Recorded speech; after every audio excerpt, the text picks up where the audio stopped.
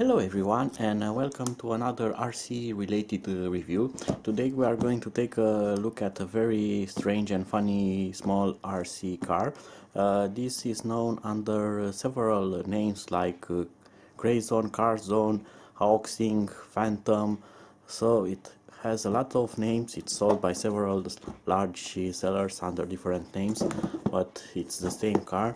And what is special about this model, that it's 1 to 32 scale, so it's very tiny, but it's very fast. It gets 20 kilometers per hour, and it also kind of indestructible car, as this can survive drops from heights of 10 meters, crash it into walls, throw it out the window, step on it and so on, and it should still work. At least that is what the producer is advertising about it. So no more other information on the box, so let's see what we get in the box. So it comes pretty nicely packed, but it has taken a beating during transport. And we get here a very long story in a combination of Chinese and English, which I'm not going to bother to read because it is going to bore you. And we get a notice: before operation tips, we need to please find the bottom of the car, and yes, the battery is disconnected, so we need to connect it. And I wonder if they provide the screwdriver for it, and it seems like it's not provided. And here probably we should have the battery which is inside the car.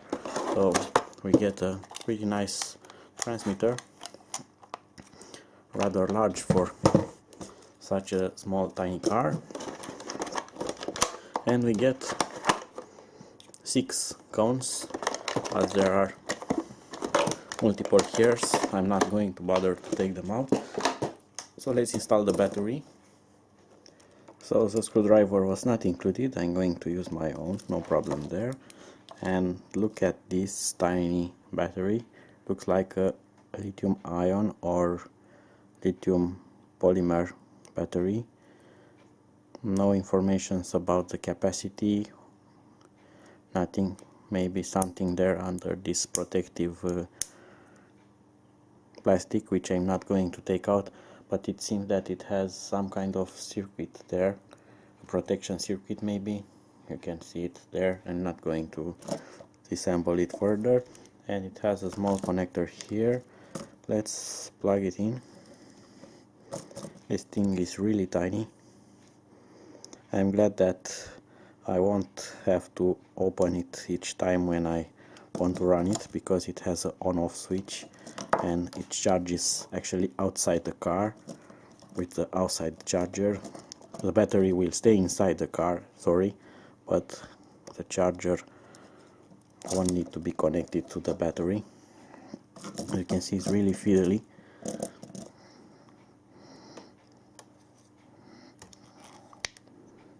And yes, I have finally managed to connect it. So now I need to tuck in all the wires back, and to be sure that they won't get caught in the battery cover. And now I can replace the cap and get the screw tight, enough just not to lose it but not to break anything. So the car has an on-off switch here and a charging port here. It has streaming in the steering wheels. It's sad that it doesn't have proportional steering. It's only full steering from maximum right to maximum left. The same goes for throttle. It's not proportional, and this thing is very fast. Going to the transmitter, this uses not less than 4 AA batteries, which I have already installed. So it uses a lot of batteries, 4 of this type, but they are also used for charging the car, and you will be able to charge it a lot of time because of that tiny battery. And the charger connector is here. It's a regular jack type connector with a bit of wire attached to it, and if you plug it in, you are going to have a red LED here. That means that the battery in the car is charging, and when the battery is full, this will go out. So I'm not going to charge it fully now. Let's see, we have here a button. I don't know what that is. It looks like a kind of trimming button, but probably it's for doing nothing. And on this side we have throttle steering and no other buttons, just an on-off switch. So I'm going to power on the car from this switch and the transmitter, and we have a red LED inside, and the steering already works. There's a bit of delay, as you can see. If I'm very quick, it will not register my movement.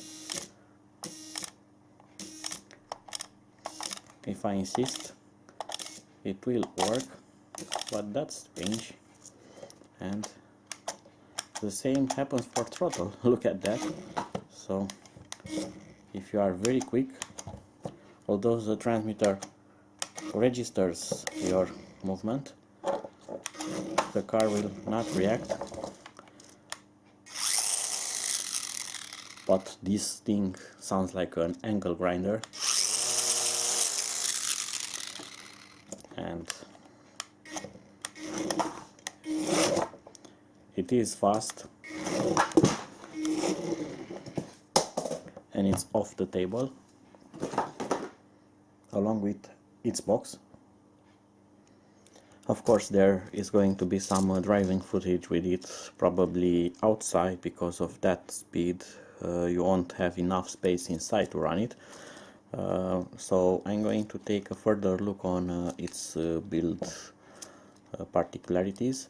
It has a rear suspension type of axle, so it will absorb some impacts, and the same goes from the front, where it has kind of independent, if you want to call it, suspension. You can see the springs are not doing a lot of job there, but there is a bit of suspension, a bit of flex, so it will bump out on some obstacles, and should make it more fun to drive. The plastic case body is very flexible, along with the rear spoiler.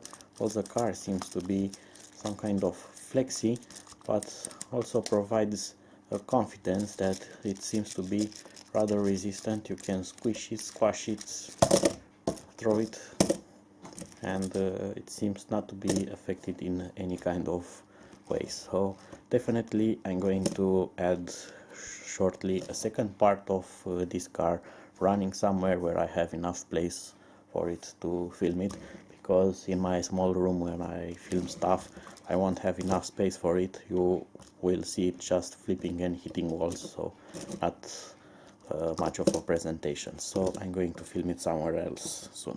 Until then, bye bye.